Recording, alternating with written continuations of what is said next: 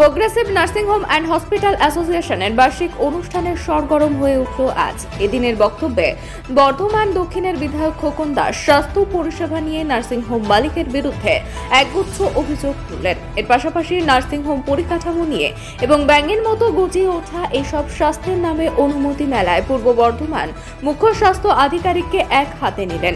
বিধায়ক বলেন, রাজ্যের মুখ্যমন্ত্রী মমতা বন্দ্যোপাধ্যায়ের স্বাস্থ্য সাথী প্রকল্পের নামে স্বাস্থ্য পরিষেবা দিতে গিয়ে গরিব মানুষের কাছ থেকে মুনাফা লুটছেন নার্সিং হোম মালিক ও কর্তৃপক্ষরা। তিনি এও বলেন, বর্তমানের একটি নার্সিং হোম স্বাস্থ্য সাথী প্রকল্পের নামে অবৈধভাবে কার্ড তৈরি করে টাকা উপার্জন করছিল। কার্যত স্বাস্থ্য দপ্তরের নজরে আসতেই সেই নার্সিং হোমের লাইসেন্স ক্যান্সেল করা হয়, কিন্তু পরবর্তী ক্ষেত্রে ওই মালিক আরও একটি নার্সিং হোম অন্য নামে চালু করে। তাহলে পূর্ব বর্ধমান জেলার মুখ্য স্বাস্থ্য আধিকারিক কি বলছেন? যদি এরকম হয় তাহলে আগামী দিনে CMOH দপ্তর ঘেরাও করতে বাধ্য হব, এমনটাই হুঁশিয়ারি দেন বিধায়ক খোকন দাস। পূর্ব বর্ধমান থেকে প্রতিনিধি পিন্টু প্যাটেল।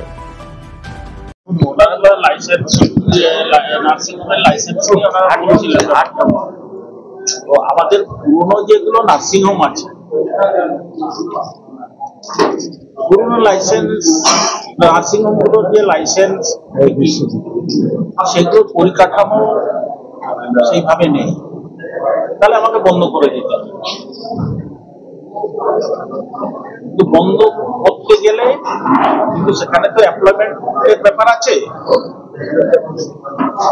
সেইগুলো ভেবে কিন্তু আমরা সবসময় আমরা ওনাদেরকে রেকমেন্ড করি যে আপনারা এগুলোকে ইনফ্রাস্ট্রাকচারে যতটা পারেন আপনারা একটু ইমপ্রুভমেন্ট করুন।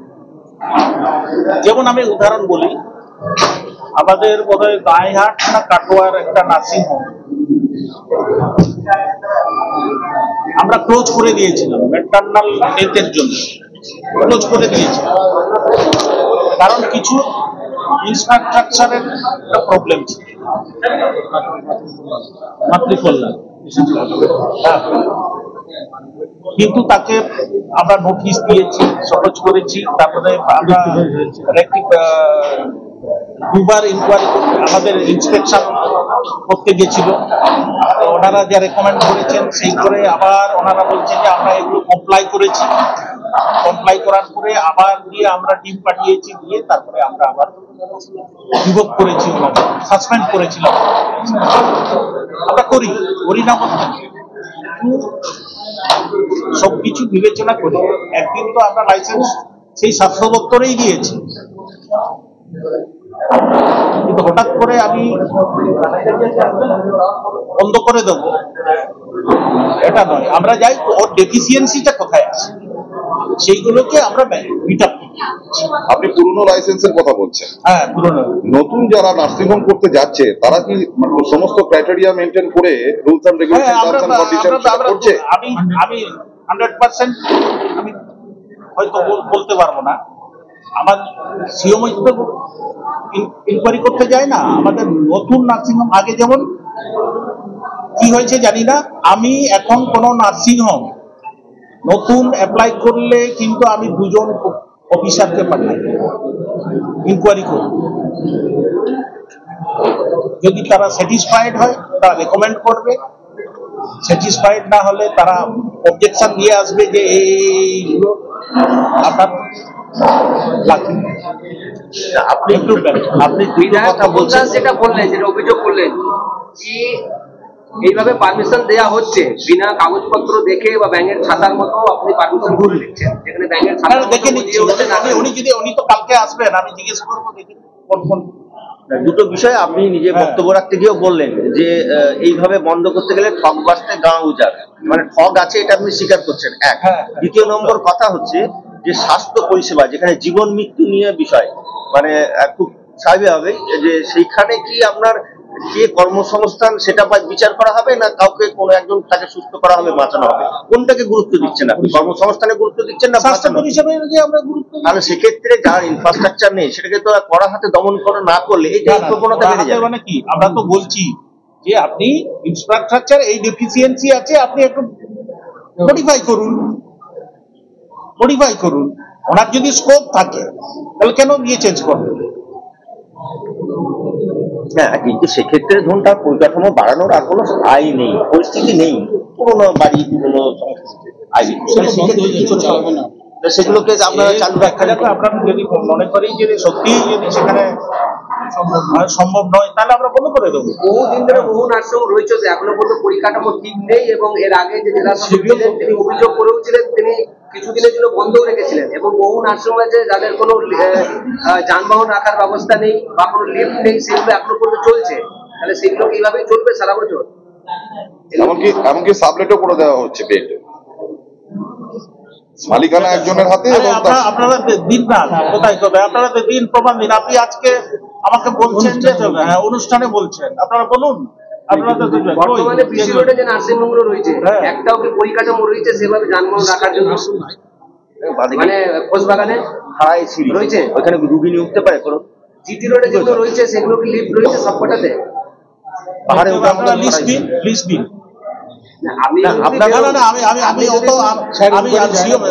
তো দিতে পারি না, তাহলে আর কি আমাকে লিস্ট দিন। আরে প্রশাসন তো, আমি তো প্রত্যেকটা জিনিস বাড়ি দিয়ে আমি দেখতে যাচ্ছি, সিওমের পক্ষে সম্ভব?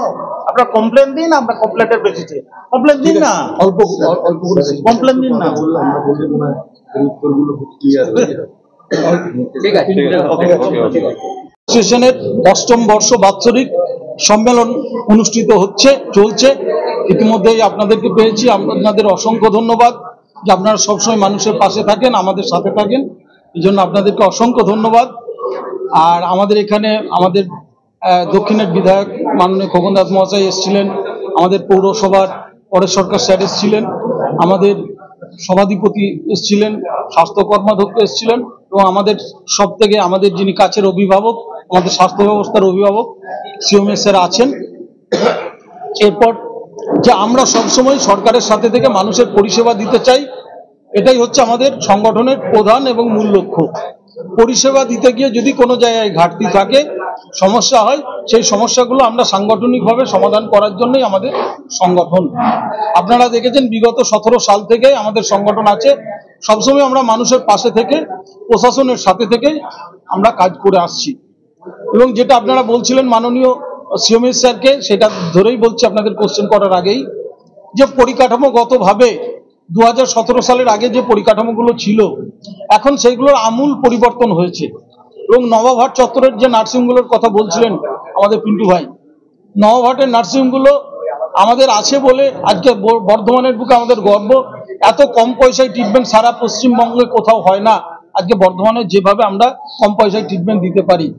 এবং পরিকাঠামোগত দিক থেকে দেখবেন প্রতিটাই কিন্তু ঝাঁ চকচকে, প্রত্যেকটাই কম্পিটিশনের দিকে আছে। আজকে ইন্টেরিয়ার বলুন, এক্সটেরিয়ার বলুন, প্রত্যেকটাই আজকে নার্সিংগুলো সেভাবেই করেছে। আর ম্যাক্সিমাম জায়গাতেই কিন্তু লিফট আছে। এখন দু একটা জায়গায় আমরা যে আর্থসামাজিক অবস্থার মধ্যে বসবাস করি, আমাদের মূল লক্ষ্য বলছি আমাদের পরিষেবা, কিন্তু আমরা কোনো সময় মানুষের জীবন নিয়ে ছিনিমিনি খেলা আমাদের অভ্যাস নয়। আর যারা এগুলো করে আমাদের সংগঠনে থেকেও আমরা তাদেরকে কিন্তু বহিষ্কার করি। আজকে মাননীয় বিধায়ক যে একটা নার্সিংয়ের নাম বললেন, অলরেডি আমরা তাকে বহিষ্কার করেই রেখেছি। এইরকম ভাবেই কিন্তু আমাদের সংগঠন চলে। সংগঠন শুধু পয়সা রোজগার করবে আর নার্সিংগুলোকে সহযোগিতা করবে তার জন্য সংগঠন নয়। এবং আমাদের যা নিয়ম কানুন আছে, সি অ্যাক্ট 2017 সালে যেটা অ্যামেন্ডমেন্ট হয়েছে, সি অ্যাক্টকে আমরা সম্মান দিয়ে সেই সি অ্যাক্টের বিভিন্ন বিষয় আরএমও, জিএনএম, এএনএম সমস্ত ফায়ার লাইসেন্স, পলিউশন লাইসেন্স মেনেই কিন্তু আমরা চলি। স্যার বললেন যেটা কালকে বিশ্ব বাংলায় যে ট্রেনিং হয়েছে, বিভিন্ন মিটিং হয়েছে, একটা ডাক্তারবাবু যেখানে খুশি গিয়ে সরকারি পরিষেবা বাদ দিয়ে অপারেশন করে যাবেন, ট্রিটমেন্ট করে যাবেন, বেসরকারি ক্ষেত্রে সরকার আর সেটা করতে দেবে না, সেটাতে লাগাম টেনেছেন। আমরাও সেই জায়গায়, কিন্তু প্র্যাকটিক্যাল কিছু জায়গায় অসুবিধা আছে। তার জন্য সংগঠন আমরা 23 তারিখে আমরা আমাদের মাননীয় principal secretary, health secretary Narayan স্বরূপ নিগমের সঙ্গে আমরা দেখা করব। আমরা সেখানে আমাদের বিশদ অসুবিধার কথাগুলো আমরা জানাবো। স্যার বিভিন্নভাবে আমাদেরকে সহযোগিতা করেন। মূল লক্ষ্য প্রশাসনের এবং সংগঠনের স্বাস্থ্য পরিষেবার জায়গাটা যেন সঠিক থাকে, মানুষ যখন অসুস্থ হবে যেন সঠিকভাবে স্বাস্থ্য পরিষেবাটা পায়, এটা হচ্ছে আমাদের লক্ষ্য। আর সেই জন্যই আমাদের মাননীয় মুখ্যমন্ত্রী আমাদের কাছে একটা বিশাল বড় সুযোগ তুলে দিয়েছেন, স্বাস্থ্যসাথী প্রকল্প। সেই স্বাস্থ্যসাথী প্রকল্পটা আমরা বাস্তবে আমরাই রূপকার, আমরা ছাড়া স্বাস্থ্যসাথী প্রকল্প বাস্তবে রূপায়ণ হবে না। আমরা সেটাই সঠিকভাবে করি। এবং সব প্রফেশনেই কিছু অসাধু মানুষ আছে, সেই স্বাস্থ্যসাথী প্রকল্পকে বাস্তবায়িত করতে গিয়ে কিছু কিছু মানুষ অসাধুতা করছেন, আমরা সেগুলো করা হাতে আমরাও ব্যবস্থা নিচ্ছি, প্রশাসনও নিচ্ছে। তার জন্য এত সুন্দর ব্যবস্থা হয়েছে, এখন সফটওয়্যারের যা ব্যবস্থা সেখানে আর কেউ চুরি করতে পারবে না। যারা চুরি করেছেন তারা আতঙ্কে আছেন এবং এআই সিস্টেম, আর্টিফিশিয়াল ইন্টেলিজেন্স দ্বারা সমস্ত ডাক্তারি নথিগুলোকে চেক করা হচ্ছে। এই একটা, এবং পেশেন্টকে যখন ট্রিটমেন্ট দেওয়া হচ্ছে তখন তার ছবি নেওয়া হচ্ছে এবং শেষ যখন হচ্ছে তখন তার ছবি নেওয়া হচ্ছে। এখন ফটো ক্যাপচারটাও কিন্তু একটা বিষয় এসে গেছে। সেই জন্য সরকার যেমন প্রচেষ্টা চালাচ্ছেন, আমরা সহযোগিতা করছি। এই আপনার এই অনুষ্ঠানে আমন্ত্রিত যারা ছিল তাদের মধ্যে বিধায়ক ছিলেন, চেয়ারম্যান ছিলেন, চেয়ারম্যান ছিলেন, তারা বিভিন্ন পারপাস নিয়ে ক্ষোভ প্রকাশ করেন। সেইগুলোর রেকটিফিকেশন বা মডিফিকেশনের ব্যাপারে কি চিন্তা ভাবনা করবেন? ক্ষোভ যেগুলো আছে সেগুলো আমাদের চেয়ারম্যান স্যার যেটা বলেছেন, যেহেতু এক্সটেনশন বর্ধমান নওয়াহাটের দিকটা, এটা কিন্তু মিউনিসিপ্যালিটির আন্ডারে পড়ে না, এটা বেলকাস পঞ্চায়েতের আন্ডারে পড়ে, আবার কিছু সয়টিগড় পঞ্চায়েতের আন্ডারে। সেটা মিউনিসিপ্যালিটির পারমিশন সেজন্য নিতে হয় না, ট্রেড লাইসেন্স দিতেও হয় না। যাই হোক, কিন্তু আমরা সমস্ত জায়গায় যত লাইসেন্স নিতে হয়, না নিলে কিন্তু সিএমএসআর এর লাস্ট সইটা হবে না। কেন, এখন সফটওয়্যার এমন সিস্টেম, একটা যদি সেখানে ডিউ থাকে তাহলে মানে লাইসেন্স জেনারেটই হবে না। সেই জন্য ডিউ রেখে আমরা কোনো কাজ করতে পারি না। এখন সফটওয়্যার এত বেশি, সব নার্সিং নওয়াহাটের দিকে নেই, শহরের মধ্যেও তো আছে। শহরের মধ্যে হচ্ছে, পুরসভা বলছে কর চালু করবে। করলে আমরা তো দিই, অলরেডি আমরা কর দিই। উনি বলছেন যে কোটা আপনাদের কাছে, এবার নার্সিংয়ের জন্য আলাদা কর, আমরা ট্রেড লাইসেন্স আগে যেমন ছিল তার থেকে এখন অনেক বেশি ট্রেড লাইসেন্স আমাদের ফি দিতে হয়, এবং আমরা মান্থলি যে ট্যাক্স, ট্রেড ট্যাক্স, আমরা সেটা কিন্তু দিই। এরপর যদি ওনার মনে হয়েছে যে এক্সট্রা করে কিছু করবেন, তাহলে নিশ্চয়ই আমাদের সঙ্গে সেটা আলাপ আলোচনার মধ্য দিয়েই হবে। সেটা আমরা সরকারকে সহযোগিতা করবো, পৌরসভাকেও সহযোগিতা করবো। এখানে আমাদের জেলার প্রতিনিধি, আমাদের বর্ধমান জেলার এখন পর্যন্ত আমি যখন দেখেছিলাম 12টা 72, এখন আশা করছি আরো বেশি হয়ে যাবে। আর বিভিন্ন জেলা থেকে আমাদের জেলা কর্মকর্তারা এসছেন, যেমন আমাদের রাজ্যের যিনি সম্পাদক মিস্টার কানাইলাল দাস তমলুক থেকে এসছেন, উনি কাউন্সিলর মিউনিসিপ্যালিটি, ওনার সঙ্গে এসছেন গৌতম দা, উনিও কাউন্সিলর, সব তমলুক থেকে কয়েকজন এসছেন। হাওড়া থেকে আমাদের রাজ্যের যিনি সভাপতি আশিস মন্ডল স্যার এসছেন।